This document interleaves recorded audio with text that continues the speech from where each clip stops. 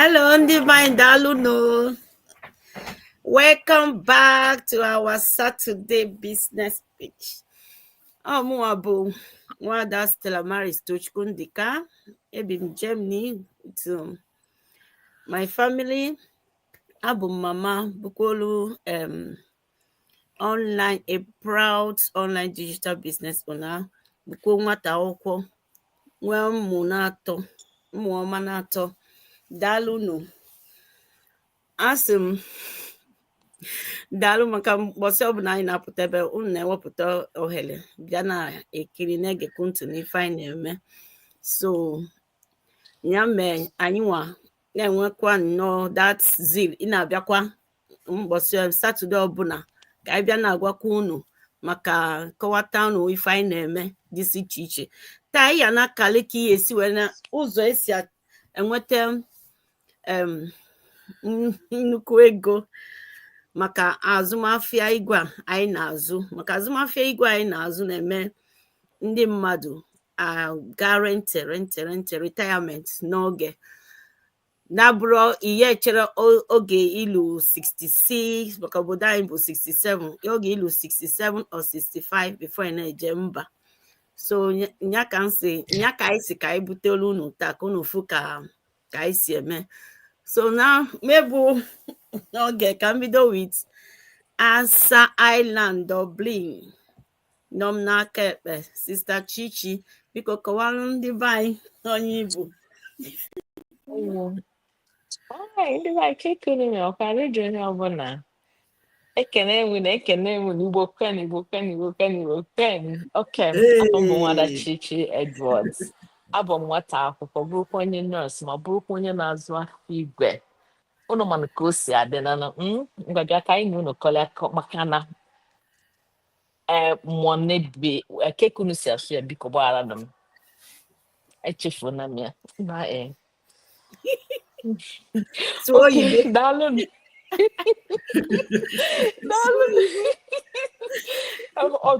tocho for tochi because ọ bụ na ọ sụrụ real Igbo kịta nsụrụ Igbo ọ ya ma confuse m. If go na gị nwa mapụrụ asụ ya bụ Igbo ọfụma. Mba mama song wa confuse m. Swan Igbo n'oyibo franchise bụ language. O gwuchala ọ hand over to you mgbe agawazie. I had to go over to you. Daalụ nwanne m nwaanyị.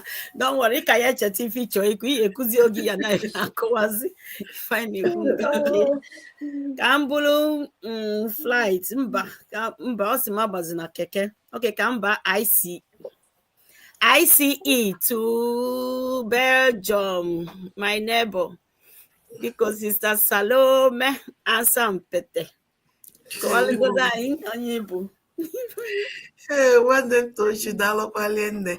Ụmụnne m Igbo ndị ọma na-ege ntị, ekelekwa m nụ. Afọ Nwaada Salome. Ebi m n'obodo nke a na-akpọ Belgium. Awụkwanụ m nwa afọ Igbo.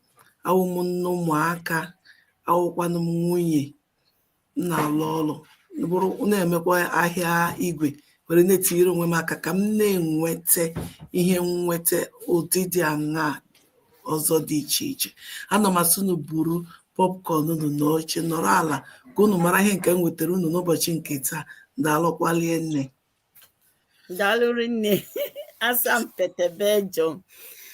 Daalụ rinne. Thank you very much. So ka m bakwa ụgbọ mba ka m baa ka ife a na-akpọ flight unu abụ Ryanair, banye Ryanair.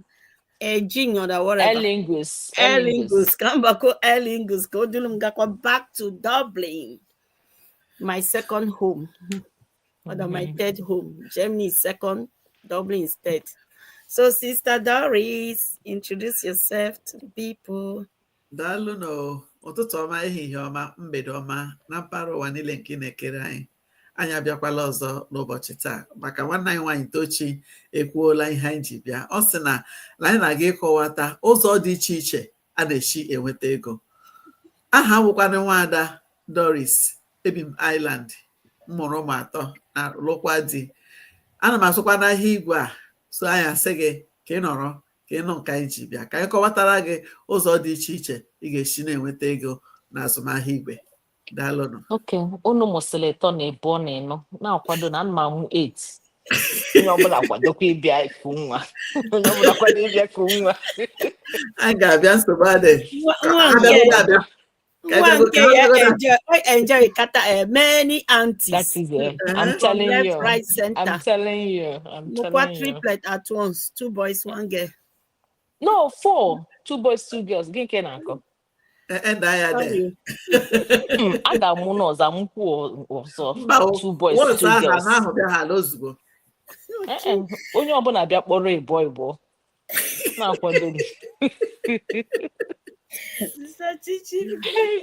Thank you very much. Dalụnụ. Unu afụgonu ndị be anyị. Unu ma n'ife na-eme kịta n'ụwa erika. Unu n'anya obodo anyị bụ Nigeria ka ndị mmadụ si anwụzi these days efe nyero. Ịnọkọta akpọ gị asị gị onye anwa ị ka na-ebegodo akwa nke a bụ asịkwa gị another person nwa. Ọ bụrụ ọsọ banyo ma obodo anyị nọ na ndị mmadụ nọkọta just daa eje ụlọ ọgwụ a na-achọ ife na-egbu onye nwa. Ọ bụ na anyị ada ezu ike na anyị na-alụ ọrụ rinne and ọ dịrọ mma. Onye ka anyị ji si unu ọ bụgodi side hustle na afọ igwe nwa anyị na-azụ unu tinyekwa anya ka unu mma ma onye nye unu aka. Kunu reduce ọlụ na alụ na ncha na lụbu ọlụ mụwa na alụbu nke bụ enwere m efe with ụmụaka mgbe kịta na enu m enwego m efe nwee efe idozi isi m sef. So ka hand ya over to Sister Doris ka ọ kọwata anyị ife ka ndị mmadụ si afọ igwe anyị na-azụ ka ndị mmadụ si enweta ego ụzọ dị iche iche ndị mmadụ si enweta ego rinne akpata akụ na ụba ngwa ngwa. Daalụ nne. Ịma na ahịa igwe anyị na-azụ ọkwa ihe ọsọ gị ma na-ekwu. Ịma na ahịa igwe ahụ anyị na-ekwu okwu ya ọnwụ na ịbata ahịa igwe nke anya ama maka ndị ọzọ maka ahịa igwe juru eju ebe niile. Ọnwụ na ịbata nke anya ị ga-ahụ ụzọ dị iche iche ị ga-esi na-enweta ego. Ọwụkwanụ ka isi na ebe a na social media ọbụla like ma ndị nọ na TikTok ma ndị nọ na Facebook ma ndị nọ Instagram o nwere oge nwere oge ego eru ya wụrụ na imepe ego ụzọ ibi ga-esi na-enweta ego ebe ahụ maka o nwere ebe a ga-asị gị oge gị iruo na that level then create a content. Ọwụ na ime ihe ndị oyibo na-asị create content then ndị mmadụ abịa lere kọntentị gị ahụ mmadụ ole lere ya ruo ebe kwesịrị ka akwụọ gị ụgwọ ebe ahụ. Dị n'ahịa nke anyị na-azụkwanụ ọnwụ na ịbịa ya ihe ọbụrụ na imepere ụzọ 3 or ụzọ 4 ụzọ niile ahụ mepechara ị ga-esi ebe ahụ na-enwetacha ego. Ọwụkwanụ ahịa na-emebido today echi ga-aba ọbụ otu ahụ ọ na-aga obere ahịa nke anyị akwanụ ọ na-azụrụ onwe ya nke ndị bekee na-akpọ automation. Ọ na-azụ onwe ya. O nwere ike otu ọ dị na ya wụrụ na otu anyị nọ here ya wụrụ na anyị nọ life na-ekwu na-agwa unu maka azụmahịa. Ya wụrụ na mmadụ etinyego aka na webụsaịtị anyị onye tinye aka na webụsaịtị anyị ebe ọ ga-enweta ozi ọ ga-enweta email from us. Ọwụkwa anyị nwa mere ya automation. Ọ ga na-arụrụ n'onwe ya. So ihe mere na anyị ji si ọnwụ na ịbịa na nke anya ọ ga-etinyere gị aka ya onye gị oge ị ga-eji imetụkwa ahịa gị were lekọ onwe gị anya gị werekwa nle ụmụ gị anya maka na ihe esikwanụ ka ị na-achọ site hustle ya narakwa ọrụ ọzọ ihe ahụ ijikwa anọda ibu bụkwasịkwa onwe gị na nke ibubu ebu. But ọ bụrụ na nke anya ọ just 10% ka ị ga na-etinye ya 90% ha rụgoro gị ya already. Gị werekwa n'efe lekọ onwe gị anya lekọkwa n'ụmụ gị anya maka na stress ihe ọ na-akpata n'ahụ buru ibu. Ịdọrọ nka gị chee nka bigechi ihe niile anyị na-eche otu ahụ n'ahụ gị ka ọ na-abịa ọhụ gị na-ahụ onye ọzọ. So anya na-asị gị ọnwụ na ịbata na nke anya ma azụmahịa ọ ga-enye gị oge ị ga-eji lekọ onwe gị anya maka ọ na-arụrụ onwe ya ihe ndị oyibo na-akpọ automation. Ebe ọwụla na-aga azụmahịa gị so aga nke anyị nọ hie na-ekwu okwu na ahịa anyị na-azụ na background. o nwere ike sọ o nwere mgbe ọ ga-awụ ya ọwụrụ na anyị mechaghala life abata gị hụ ebe a na-asị gị congratulation na ị wetara nke a ịnọkwa ebe ọ wụ pụta ahịa na zụrụ onwe ya. So ebe o ji dị mkpa ka itinye anya gị na nke anyị na-azụ ka ile ma ọ bụ ihe ga-ekwe gị omume. Daalụnụ.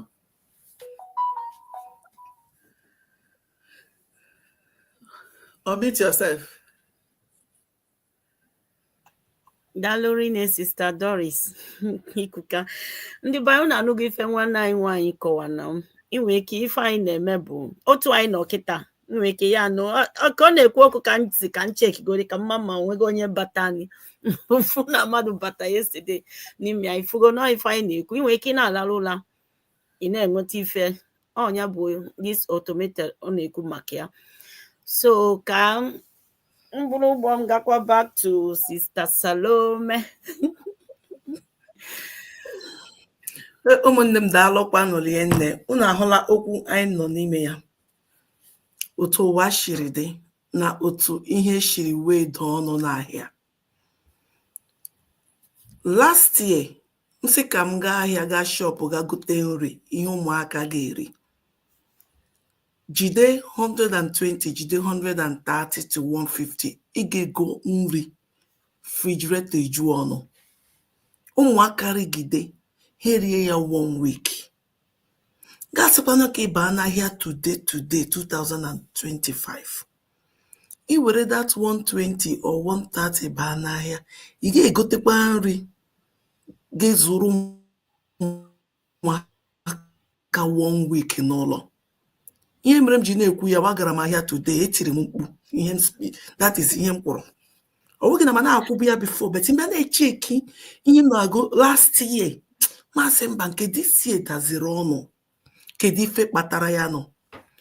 Ndị na-ere ngwaahịa, ndị na-ere nri, ihe ọbụla na-ere, ndị gọọmenti abịa were tax tinye ya n'ime. Ịṅụọ mmiri ebe a ịkwụ ụgwọ tax, irie nri ịkwụ ụgwọ tax. Gụnwa gara ịzụ ihe, ịzụrụkwa ihe kwụcha, ile anya na risiti ị ga-ahụ ebe edere tax nke kwụrụ, gị hụ nke wego nri igogoro nwụrụ nke wode tax. Taa ka ọ dị n'obodo anyị na-akpọ Belgium. Ka m chọrọ ikwu, ọrụ na mmadụ nwere azụmahịa side hustle nke ọ na-eme dịka nkanya, ihe ndị a niile ọ ịgazie shop close shop ahụ lọta. Ị ga nnọọ ị na-azụ izugide zochie lọta gị dosa maka riwe nri ọgwụ agakwa ọzọ. Beti ma ọ bụrụ na ọ dịghị otu ahụ ị gawa ahịa gị bịa lee, ị hụrụ ya? Ihe awụ ọdịiche dị na mmadụ inwere ụzọ ọzọ dị iche iche ga na-eshi enweta ihe nweta. Ọ ga-emekwa nọ gị ụfọdụ ga-akpasị ịba ụba n'izi mana ọ bụghị nnọọ ibili n'ụtụtụ gị ịba ụba. Mba, ụzọ ọzọ dịkwa iche. Ọ bụrụ na ibido azụmahịa anya a na-akwụkwa taasị n'ime ya. Ị garuo gị ga na ọdụ ndị na-eme ihe tax calculation gị si na lekwa ihe m na-eme, m chọrọ ka etinye azụmahịa ma n'ihu akwụkwọ. Etinye ya n'ihu akwụkwọ gị gwafa na ị chọrọ, because ebe a na-enwe low tax payment, ka ha na-ewere ya obere. Ọ bụghị nnọọ erute akọta almost half of the ihe we nwetara, ka ha na-ewere ya obere. Ha ewere ya obere, ha ga-etinyere onye ọbụla na-azụ ahịa aka. Ọrụ na o nwere uru ị nwetara, uru anyị nwetara bụ ibu, tasa ga-ewepụ ya dobere gị dosakwa ya dosa ya, especially ọrụ onye ka na-ebido gị dosa ya ka ụta na asị ka m sevuo ya. Ọ gbalite gị were ya tinyekwa na azụmahịa gị. Ụwa niile ama na azụmahịa buo ibu, ihe nweta nọ ya n'ime buo ibu, right? Then mgbe iji ya tinye, gị tinyekwa ọzọ before ị ga-eji mara ihe emegenu. Nwanne m, tasa na-ekwu okwu ya gazi away body to anybody, ma danye nwa dị na-ekwu okwu gị hụ that ị ga-eme ihe ọbụla ị chọrọ ime, ị na-enweta ihe nweta. Azụmahịa ya bịara bịa mee ya ebe ọ dị izi, bịa mee ya ebe onye ọbụla ga-abata ya. Nke a wụzi nke dịrị gị na ndị obodo gị ikwu okwu tax, otu a ga na-eshi were ya ga-enweta ihe nweta site na tax collection. So ịbịa gụchekwa uru niile ị nwetara every month, afa bịa gwụọ akakleta ya ha enyekwe gị nke ha ga-enye gị, i were ya jidekwa n'aka gị batazi n'ime azụmahịa anyị. Ihe nkụzi nọ ya n'ime, a ga-akụziri gị otu ị ga na-eshi ama na-eji ị na-enweta ihe nweta n'ụzọ ọzọ dị iche iche dịka nwanne nwaanyị kwuburu. Ịbịa gụkọ ihe niile a gbakọọ ya ọnụ, ịchọpụta that mmadụ itinye ime investment, iji ego mee investment na ọ bara uru ya dị mkpa. Gị mee ya maka echi, ọ dịghị maka taa. O nwere ndị na-eme na ha were ego ahụ tinye n'azụmahịa ahụ, ha agba nkịtị. Mmụọ egbukwala m investment di m mere since how many years na Nigeria, ka o chetara the other day si ka anyị gagodegachi eke mara otu ọ dị. Ịmakwa mgbe a bara ebe ahụ, eziokwu m niile amazingly. So ka ihe m chọrọ ikwu, ọnọ ihe mere nnọọ chefuo ya, mmadụ echetadịkwa na ọ na-eme dịtị na nọrọ ebe ahụ. Azụmahịa ya dị ka ibi na-eme investment, ị na-arụ ọrụ, ị na-ebute, ị na-arụ ọrụ, ị ga na-enwetakwa ihe nweta n'ime ya. Ịchọ gị tinyekwa ya ọzọ, the more ị na-etinye ya ka ọ na-eme expand, ọkwa ihe ndị oyibo na-akpọ ya, amamotu m shekwu ya n'Igbo, ka ọ ga na-amụba, onye maka growth, ka ọ ga na-eto, na dị ka ọ na-eto ka ihe nweta ị ga na-enweta ime ya ga na-etokwa n'elu ya. Ị hụrụ ya? So ya mere m ji sị ihe niile ka a na-ekwu ugbu a na azụmahịa anyị otu o shiri dị. Azụmahịa anyị na-eto mụta ife n'ime ya na-eto, mana ama m nke ndị ọzọ itinyegodi ego na ya si ka ime ya expand, gị nwetakwa ihe nwetakwa ya etokwa, enweghị ụzọ ọbụla iji mee ya ya asụghị ahịa. All win-win situation.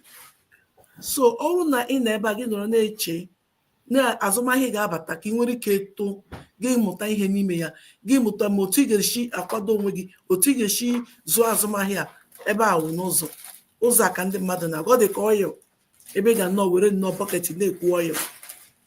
So a na-ele anya ka ịhụ gị inside, ma ọ bụrụ na obi kara gị, gị jiri njikere ịmụta ihe sikwa n'ime ya too. Ngwa ndalụkwara nne ụmụnne m, ka m nyefekwa nwanne m nwaanyị Tochi. Ndalụ rinne, thank you very much. Na-anụgo ife nwanne anyị nwaanyị nkwu. So afọ igwe anyị na-azụ, o nwere ụzọ dị iche iche ị esi wee were ife ị na-amụta na ya ọ ego na-apụta na ya eme, dịka investment na ife ndị ọzọ. Anụnụ ma na ụwa anyị nọ kịta ka o si kọwa na ife agala ka ọ bụ ọkwa sọ gị eje m afịa the other day, Afro shop, na-ajụ the woman, gịnị ka ngo, where my change? I'll say we change. Say gịnị ka ngo na nylon, mkpụrụ nylon like this, 100 and something euro. Na gịnị ka ngo, ọ na-asị m ọ na mafụrọ ife mbụ na ife agala aka na ọ je ebe faje gote ife na Holland, everything etinyego price. So now bụ the right time anyị we are ịchọ ife anyị eme. Ụmụaka kịta, ọ bụrụ na ị nwee ụmụaka n'ụlọ, ịma ka fa si eme ife, onye chọọ, ọ bụrụ needs self as grown up people ye li ka fa na-elu mba eta nke ata chonchonchon, mommy I want this, I want votes, I want this. Mana ọ bụ na ego adịrọ na ide eme side hustle, ị na-agwa nwa gị sorry ego adịrọ, ajụa gị why. Ma ndị ụmụaka amụ n'obodo a na-ajụa ya ajụa gị why don't you have money, why that is the ike agụ gị. So the best thing mmadụ ime kịta bụ ịchọ side hustle. Side hustle bụ gịnị? Unu mana in the nearest future, not in the nearest future, now, right now, digital bụ ife bụ n'ụwa. Digital, everything a na-eme kịta bụ through digital. So this is the right time gị nwee isi ka m take godi that leap of faith, ka mmagodi ife ndị a na-akọ, ka mma ka o yesiri, ọ napụrụ gị ọrụ ị na-alụ, o nwere ife ọ napụ gị. Instead ọ na-add, ọ ya eme olu gị, build ogi, that is physically ma intellectual, anyway, in IT stuff, if any ya mutasi fan channel, this our online business. Maki esi puta present onwe gi fan chaki ya na step by step, wobble before ma in 2 years time na aju onwe gi omuwa di ife, and na fu another side of you because of ife nwa isi ki just take it. So bro say ego ki ya na elite ụlọ ya, ya na elite ụlọ n'ụzọ niile. So ụmụ nwanne m, chee na-eche mmalụ ma ife anyị na-ekwu o make sense because anyị nwa nọgo na ya, anyị nwa nọ ebe anyị ncha na-alụsi ọlụ ma si mba ka anyị chekikwa side hustle and ọ bụ na anyị take that leap of faith since kịta agụ ya na-agụ ụmụaka anyị maka ọlụ ị na-alụ. Some people na-alụ 2 jobs, even with the 2 jobs or bills ya na-akụ and all those things. Elikpọgo ego, ihe nwere ego ihe send ndị mmadụ n'ụlọ, ihe nwere ego ihe eji mee investment, ihe save onwedị nke ya pụta from ọlụ ị na-alụ. Ego ole ka a na-akwụkwanụ gị beta afọ igwe nwa o nwee ike ị na-enwekwa times 10 of ife a na-akwụ gị ma ị na-aga nwayọọ nwayọọ step by step. Daalụ Sister Salome, thank you very much. So back to our Dr. Chichi, Dr. to be. You mute oh. Unmute. Hi, yeah, doctor in the making. Thank you. One night white tochi dalo or chuku gozie again. The buy ekene when I do not go 1 million, I like 1 million or total.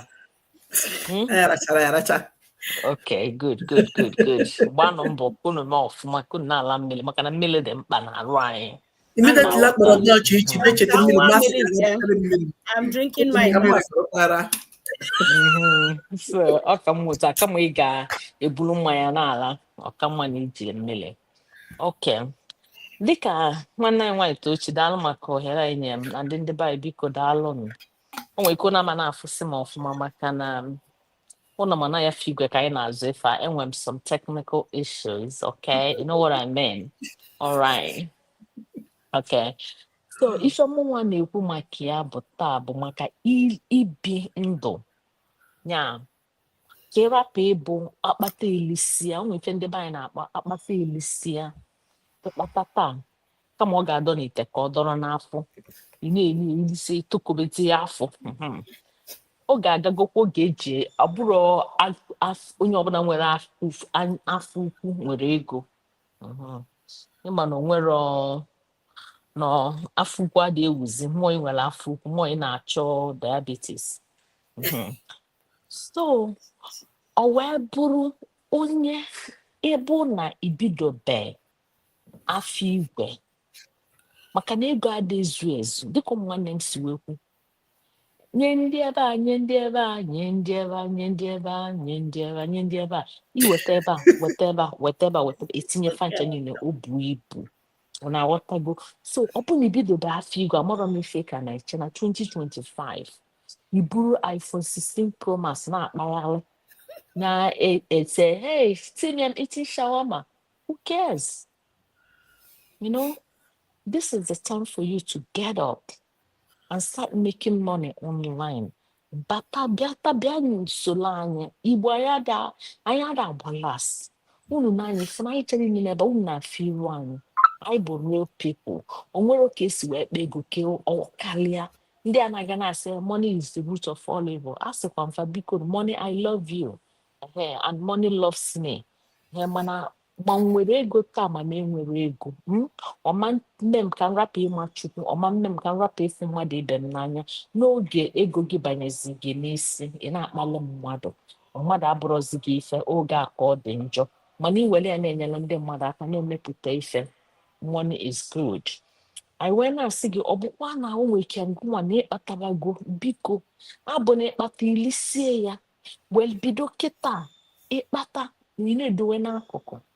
Ọ bụ na ebe ọbụla ị nọ na o nwere otu isi akpatata na-edobe n'akụkụ so that ịkpakọtasịa ya maka ndị afọ na-asị na ego fe nwere enough money iji wee bido this business. Ị na-akpata ị na-edowe n'akụkụ, ị na-akpata ị na-edowe n'akụkụ iwee nweta enough. Mana ị na-akpata n'eli ya ọ ịpụta maka na ịkpatara 20 million ị ga buru ogbogbu moto a na-ele 60 million. Ị na village na-eme mkpọtụ bulu bodyguards kpojuo ebe niile asif na o nwere ife ebu ịpụ echefe akwụọ gị ya kpum nke gị ebe.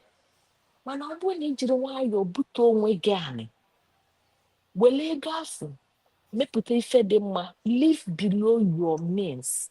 Abụrụ onye ịkpata ya ilisie ya ọ ịpụta ị na-ebu okpukpe akpa na-ebu nka ka ewesi na nwere ego. Who are you trying to impress? Asị akwa m na ife ndị a niile adịrọ mma, fancha niile dị mma ma ọ bụ na ị nwere ya. mana ediza na-eyi ụfọdụ ndị nke ọ na-aga fa na-eyi nnukwu akwa na-ebu nnukwu moto echi arụ ya bafa efuzie fa ọ na-aga n'ọnlaịn na-ayọ ego were ego gị asevu were ya mee ife bara uru were ya bido biznes a so that life ahụ ị chọrọ imebi oke life ahụ ime enough ị ga-eji wee na-ebizi oke life a gị ma ụmụ gị ma ụmụ gị ife niile wee dịrị unu mma iwee reta ya n'oge gagharịzie isi irie breakfast na New York, irie lunch na London, irie tea na Sydney. Ọ gwụkwana ka ọra m n'olu udo dịrị unu daalụ m.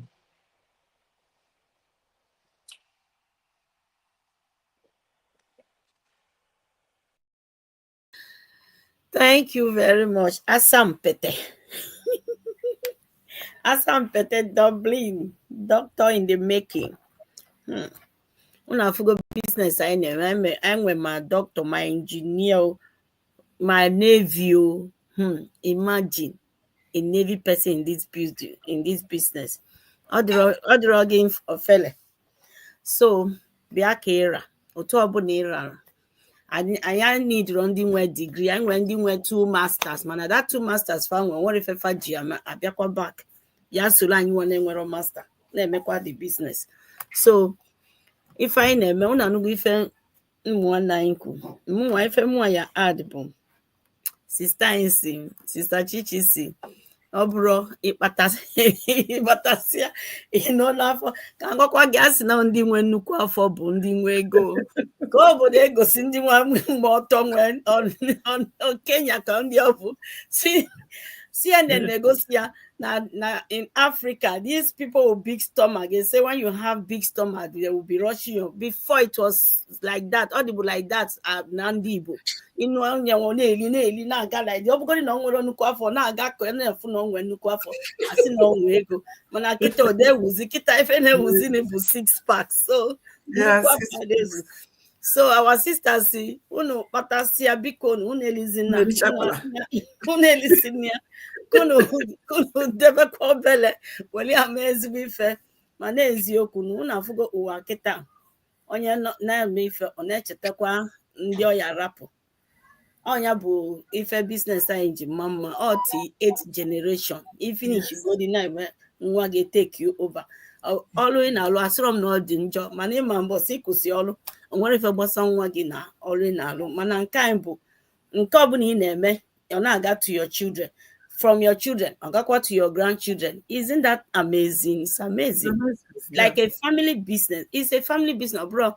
Not the family business. I know if ndị Igbo na-eme, but I can chukwu kita ndị Igbo Jesus batazi n'ife anyị na-eme full force ka na-abata fana bata a na-egosi ndị mmadụ nọ ndị Igbo ka fa bụ na anya dị ebu last na ebe ọbụla ndị Igbo anọrịa ịma na ife a dị enwe isi. Ndị CNN kwuru na ebe ọbụla Nigerians anọ ịma na ife adapụta n'obodo abụ mana ndị Igbo precisely bụ ndị a fine nchabusi na Nigeria ka isi. So Nigeria na-elizi the glory from ndị Igbo. So daalụnụ. So ife mụnwa ya add bụ ụzọ dị iche iche eji akpata ego bụ onye nwe akpatasị ọ na-alalụgodo ụlọ ego anabata akụ na ụba na-abata nyafu iwere eme gịnị ọ bụrụ investment ọ bụrụ real estate ibido or something ọ napụrụ gị na-eme your business. So and so many people know that this our online digital business, even a little girl of 23 and we go real estate uno na no ko Guinea. Imagine a young girl like that because from a busy brain computer na none a business abatano all the 3 years na felugo wele go na invest. So many people know that this our online business they go for na invest mandi name then where Apple and go and now my coach are not going no just go my plaza go and all those things all from this business. Lo mama me no all those things will investment go and buy go say in the next 10 years biake when you look if we go no Fanchabus investment my real estate too. So go the business go always alone. How long can you take it? More travel agents for 9 good years. Mana I cannot boast of oge na-eme travel agency na-alụburu na this I can't boast of 20,000 euro for 9 years cash down. Ọ dị possible. Mana then according 1 year plus mbanye ife a na-eme amago m ife njigia wee change. Ọ bụ na that 9 years use na that Rise Bureau travel agency na use ya here. Hey, I can retire go since now. I can retire go because if I na-eme ebe nnọkọta na-asị biko na ọgwụ ego ka anyị na-eme ebe a ka ọ gịnị if a na-eme so ụmụ nwanne m like our sister Chichi si this 2025 gịnị ka unu ka na-eche olugokwanụ oge unu ya upgrade make use of your phone weli a na-akpata ego ọ bụrụ gọvanọ na-enye ndị mmadụ ego ana m aga na-agwa ndị mmadụ that time ihe a na-echeki kwa mana try kwa weli a na-akpata ego ọ dị very very important because ili ezigbo nni ị na-eje check-up steady deche na so nke ndị obodo ya akwụ ụgwọ ị nwere ike ijekwa private check yourself because the way ndị mmadụ na-ada kịta anwụrụ and all those things na-eli ezigbo nni and ezigbo nni unu ma obodo anyị nọ anyị nwere anwụ anyị ada enwe vitamin D and all those no and anyị ada agakwa ije like that a na-aga bet ada enwe anwụ so ị na-eli ezigbo nni a na-ejekwa nwee time for fitness studio but this ọlụ anyị na-alụ a na-enye gị efe for fitness studio mana inwe side hustle like this bụ your plan B mesi ọbịa bụrụ your plan A if you go na ibive ndụ gaba. So thank you all. Sister Doris onwe na-ekene anyị nke na-ene anya na daalụ nụrụ nne. So daalụ nụrụ nne. Ọ bụrụ na ihe anyị kwuru bara aba lee anya na ebe ahụ ụlọ isi na-ekiri anyị ka imere anyị ozi ọ gị ile anya na screen ị ga-ahụ our website onye ọbụla chọrọ ka gị na ya rụọ were website anyị gị mere anyị ozi anyị ga-emeghachiri gị back. Daalụ nụrụ nne. Anyị ga-ahụkwa n'ụbọchị ụka ọzọ na-abịanụ ka ọ dịrị unu na mma. Daalụ. Thank you, business Teboke. Tupu gosi unu. Thank you all.